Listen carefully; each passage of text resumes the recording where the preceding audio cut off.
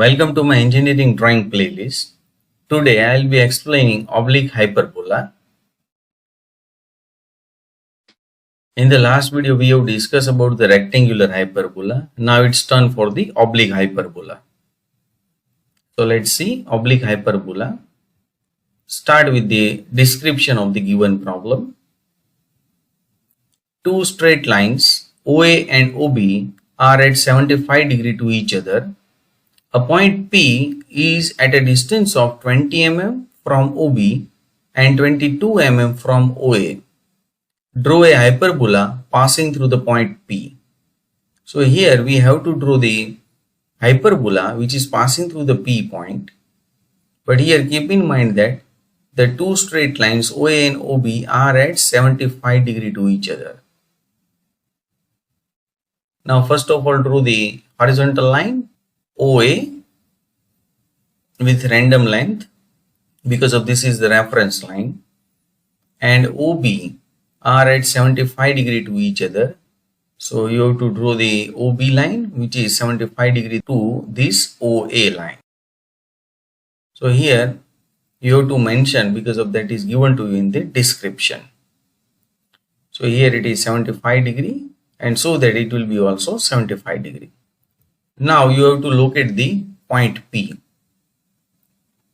So here it is given to you, a point P is at a distance of 20 mm from OB. So from OB you have to locate the P point which is 20 mm away from this OB. So here you can see this is 20 mm, so mark it. Now draw the line which is passing through this point and parallel to this OB. So you can imagine now P point will be on this line anywhere. Now give the name as CD, and you have to mention over here also, because of that is given to you in the description. So this is 20 mm. Now see in the description again that point P is 22 mm from OA. So once again take the scale and mark the 22. Here you can see 22 mm. So mark the point over here which is 22 mm away from this OA reference line. Now draw the horizontal line that is actually parallel to this OA reference line. Now give the name as EF. Mention it 22 mm in your drawing. Now definitely you can locate the P point which is intersection of these two lines. Now you have to draw the hyperbola which is passing through this P point. That is your objective. Draw the inclined line.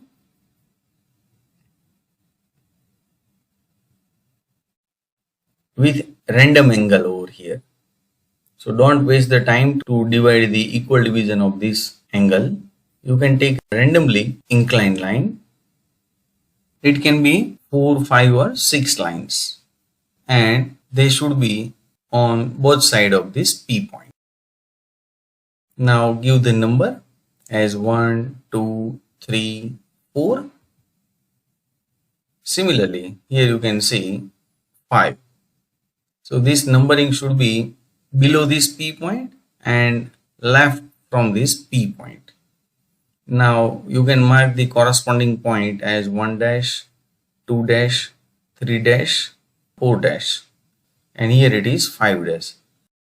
And this is actually the similar method that we have discussed in the earlier video of rectangular hyperbola. Only here the difference is the angle between these two reference lines is not 90 degrees. In case of rectangular hyperbola, the angle between these two reference lines must be 90 degrees, whereas in case of oblique hyperbola, the angle is always less than 90 degrees. Now draw the horizontal line passing through this 1, 2, 3, 4 with the help of the roller scale, and then draw the parallel line to this CD passing through this 1 dash, 2 dash, 3 dash and 4 dash. So here you can see which will intersect this line. Mark this intersection point as P1. Can you imagine, my dear friend, where should be P2? Yes, exactly right.